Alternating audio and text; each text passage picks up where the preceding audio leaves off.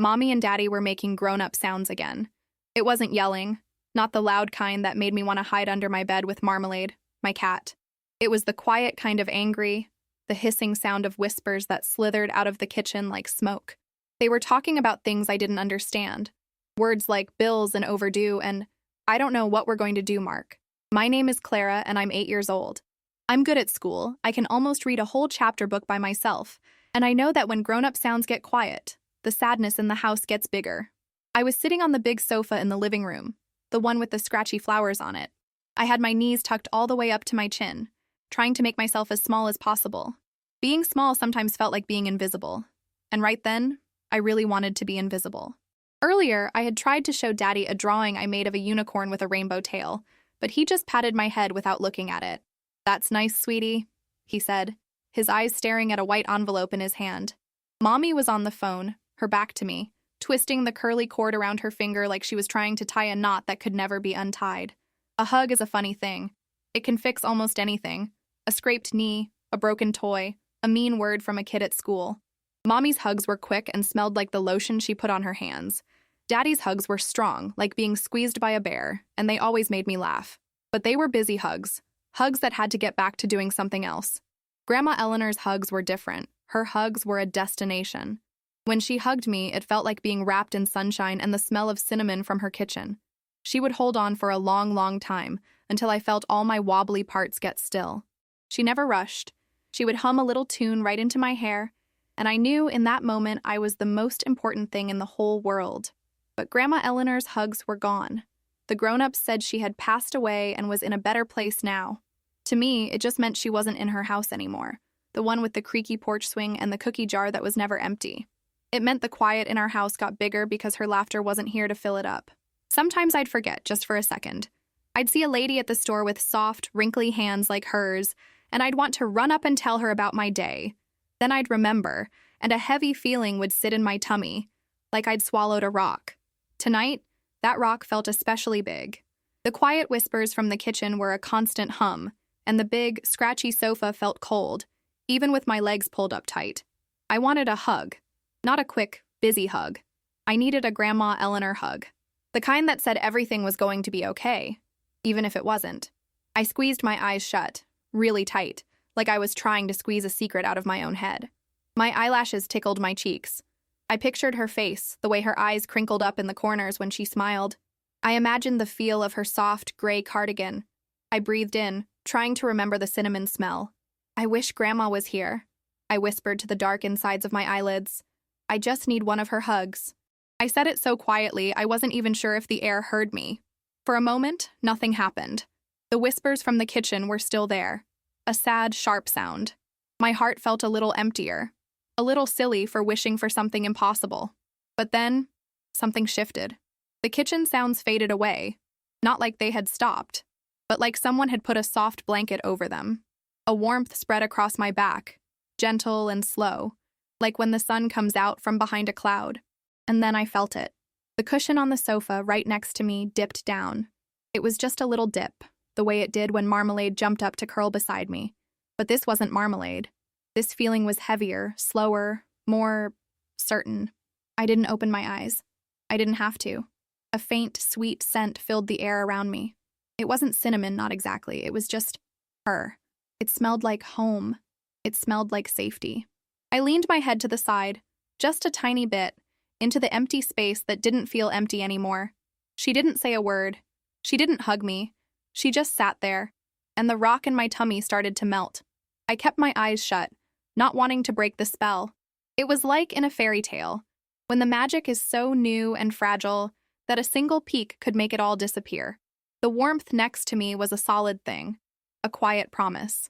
It didn't need to wrap its arms around me. Its presence was the hug. I could feel the worry inside me, which was usually a tangled-up ball of yarn, slowly unwinding, strand by strand.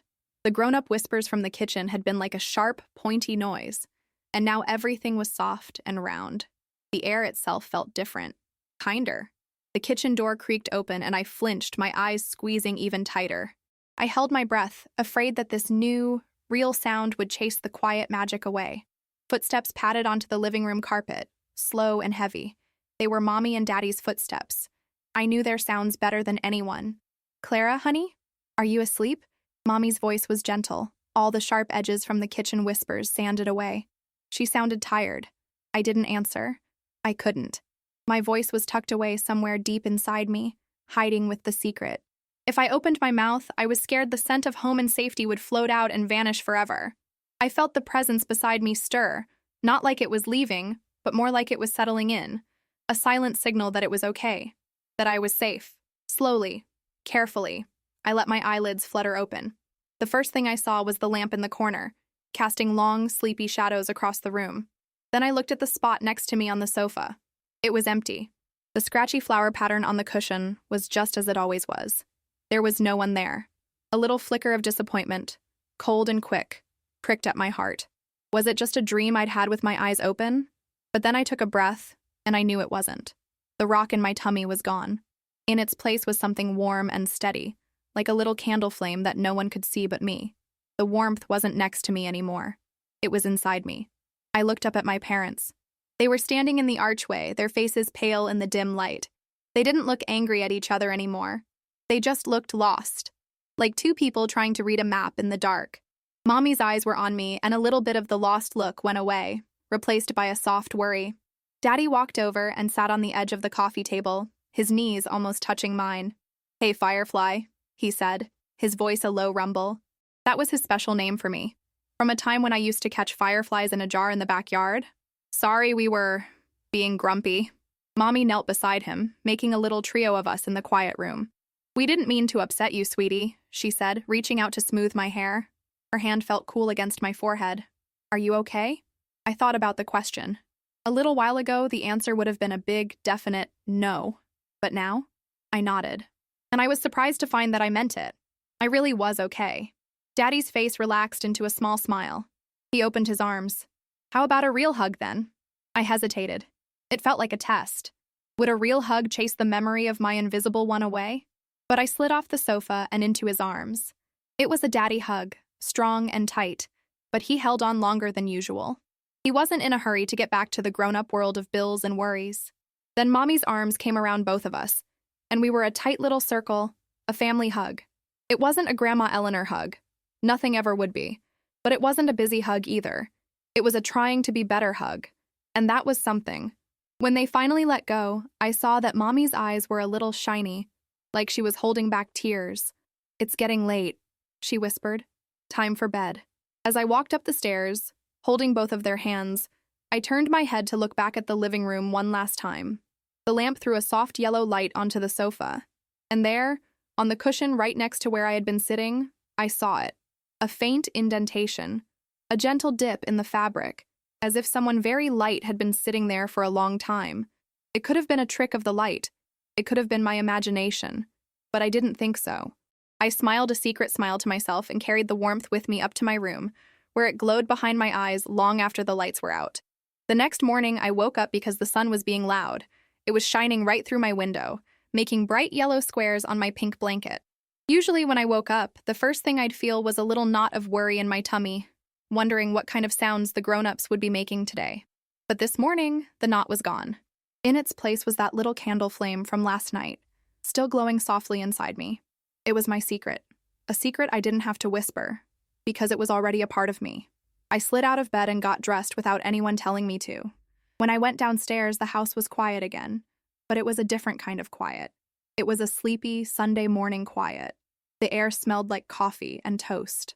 Mommy was standing by the stove, but she wasn't twisting the phone cord. She was just looking out the window, at the big oak tree in our backyard.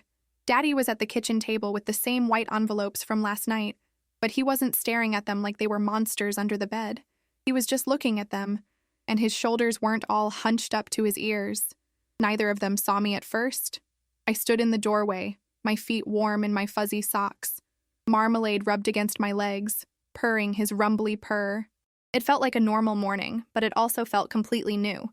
The colors in the room seemed brighter. The hum of the refrigerator sounded like a happy song. "Good morning," I said, my voice sounding small in the new quiet. They both turned. A real smile spread across Mommy's face. Not a tired one or a worried one. A real one. "Good morning, sweet pea. Did you sleep well?" I nodded. Walking over to the table, I had a good dream. It wasn't a lie. It wasn't exactly a dream, but it was just as good. Daddy looked up from his papers. "Oh yeah, what was it about?"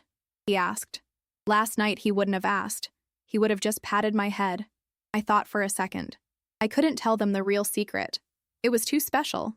It was mine. "Unicorns," I said. It was the first thing that popped into my head. That reminded me. My drawing was still on the little table by the sofa, forgotten. I ran to get it, my fuzzy socks sliding on the wood floor. I brought it back to the table and held it out to Daddy. My heart did a little flip-flop. I was scared he would do the head pat thing again, but he didn't. He put his pen down and took the drawing from me. He held it with 2 hands, like it was one of his important papers. He looked at it for a long time. He looked at the unicorn's sparkly horn and its long, rainbow tail. "Wow, Clara," he said, his voice soft. "Look at all those colors. How did you make the tail look like it's actually flowing?" A happy feeling bubbled up inside me, so big it almost turned into a giggle. "I used all my glitter crayons," I explained seriously. "It's a magic unicorn. The tail is made of wishes." "Made of wishes," he repeated, and he looked at Mommy. They shared a look that I didn't understand, but it wasn't a sad one. It was something else.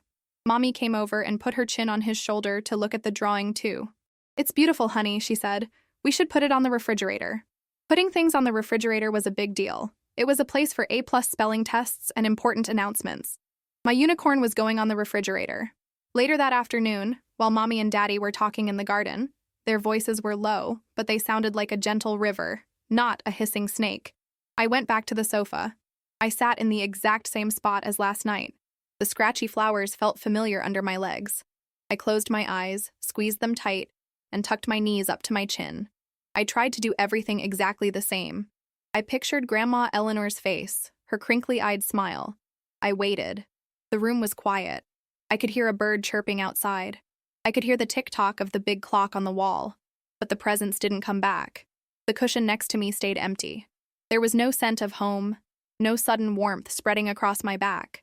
For a second, the cold flicker of disappointment came back. The rock started to form in my tummy again. But then I stopped trying so hard. I stopped waiting for something to happen. Instead, I just remembered. I remembered the feeling of the cushion dipping down. I remembered the soft blanket that had muffled the angry whispers. I remembered the feeling of being completely safe. And as I remembered, the little candle flame inside my chest got a little brighter. The rock melted away before it could even get hard. I realized the magic wasn't about my grandma coming to sit with me. The magic was that she had left the hug inside me. I could carry it around myself. I didn't need to wish for it anymore. It was already there. I opened my eyes and looked at the empty spot next to me. I smiled. "Thank you, Grandma," I whispered. And this time I knew the air heard me. The weeks that followed were not magical. The white envelopes didn't disappear. Sometimes I would still hear Mommy and Daddy talking in the kitchen, and the words, "enough" and "next month" would float out like little gray clouds. The world outside our house hadn't changed, but something inside our house had. The sadness wasn't the biggest thing in the room anymore. It was still there, sitting in a corner, but it wasn't in charge. We didn't have to tiptoe around it. My unicorn drawing stayed on the refrigerator, held up by a ladybug magnet. Every morning I would see it, and it was like seeing a little piece of the secret right out in the open. Daddy would sometimes stop and look at it before he left for work. He'd touch the glittery tail with his finger, and his face would get a little softer. One evening, about a month after my invisible hug, things got a bit wobbly again. Daddy came home late, and he looked like a deflated balloon. He slumped onto the sofa, the same sofa, and just stared at the floor. Mommy came and sat next to him, but not too close. She put a hand on his back, but he didn't seem to feel it. The quiet hissing sounds started to leak from them again, not in whispers, but in the way they didn't look at each other. The air started to get that sharp, pointy feeling again. The old me, the Clara from a month ago, would have run to my room. I would have put my pillow over my ears and waited for the quiet anger to pass. But the new me, the one with the candle flame inside, did something different. I walked over to the sofa. They were so lost in their own gray cloud that they didn't notice me at first. I didn't say anything. I just stood there for a moment, and then I climbed up onto the cushion between them. It was a tight squeeze. I was squished between Mommy and Daddy, my legs sticking straight out in front of me. For a second, nothing happened. They both seemed surprised. Then Daddy turned his head and looked at me. His eyes were tired and sad. "What's up, Firefly?" he murmured. his voice scratchy. I didn't answer with words. I just leaned my head against his shoulder, the way I had leaned into the empty space that night. Then I reached out my other hand and put it on Mommy's arm. I wasn't hugging them. Not really. I was just there. I was a bridge between them. I closed my eyes and focused on the little warm light inside my chest, trying to send some of its glow out through my head and my hand. I thought about Grandma Eleanor, about her destination hugs, about how just sitting there was enough. I felt Daddy's shoulder relax under my head. He let out a long, slow breath, like he had been holding it in all day. Then I felt Mommy's arm move. She put her hand on top of mine, her fingers cool and soft. We just sat there for a long time, the three of us squished together on the sofa, not saying a word. The tick-tock of the clock was the only sound. It wasn't a sad quiet anymore. It was a together quiet. After a while, Mommy's voice came, soft as a feather. "You know, Mark," she said, her voice a little thick. "She has her grandmother's heart." Daddy didn't answer right away. He just lifted his arm and wrapped it around me, pulling me a little closer. "She sure does," he finally whispered into my hair. "She's stronger than both of us." I wasn't strong. I was just a little girl. But I knew what they meant. The strength they felt wasn't mine. It was a gift that had been given to me, and now I was learning how to share it. That night, when Daddy tucked me into bed, he held my hand for an extra minute. "Thank you, Clara," he said. "For what?" I asked, my voice sleepy. "For the hug," he said. "The one on the sofa?" I smiled in the dark. It hadn't been a hug with arms, but he had understood. It was a hug made of presence. A hug made of quiet. A hug made of love that you couldn't see, but you could feel with your whole entire heart. The kind of hug that Grandma Eleanor had taught me how to give. And I knew as I drifted off to sleep that her hugs weren't gone at all. They were just living in a new place now. They were living in me. Autumn came, and the big oak tree in the backyard traded its green leaves for ones that were the color of fire and sunshine. The house felt different now. It breathed easier. It wasn't that the white envelopes stopped coming, but they seemed less scary. They were just paper. Sometimes I'd see Daddy looking at them, and Mommy would come and put a hand on his shoulder, and he would lean into her touch instead of pulling away. They started talking more, not in whispers, but in normal voices, about normal things. What to have for dinner, who was going to pick me up from school, the funny thing a neighbor had said. The sound of their laughter started to fill up the corners of the house again, chasing the last of the gray shadows away. One Saturday, I came downstairs to find them at the kitchen table, just like they used to be. But instead of a pile of bills between them, there was a big, colorful map spread out. They were leaning in close together, their heads almost touching. Daddy was tracing a line with his finger, and Mommy was laughing at something he said. The sound was so bright and happy it made me stop in the doorway and just listen. "What are you doing?" I asked. They looked up, their faces bright. "We're planning a trip, Firefly," Daddy said, his eyes sparkling. "Just a small one. To the coast for a weekend. We're going to build the biggest sandcastle the world has ever seen. And find pretty seashells," Mommy added, her smile stretching from ear to ear. I looked at them, really looked at them.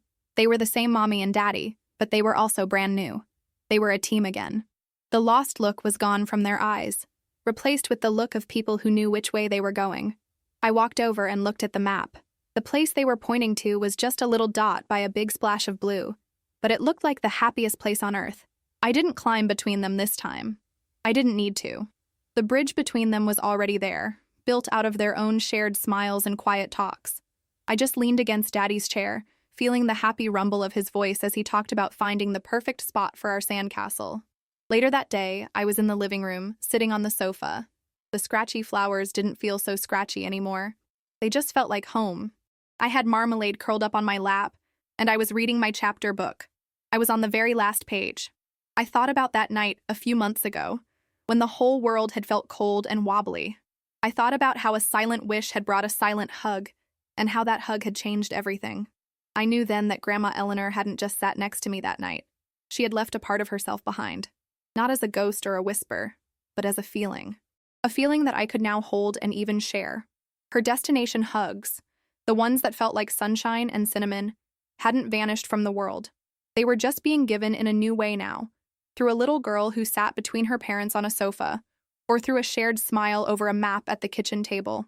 The love wasn't gone. It had just changed its shape. It had become the quiet in our house, the warmth in our hugs, the light that chased the shadows away. I closed my book. The story finished. I looked at the empty spot next to me on the sofa, and I didn't feel a single bit of sadness. I just felt gratitude. The cushion was empty, but my heart was full.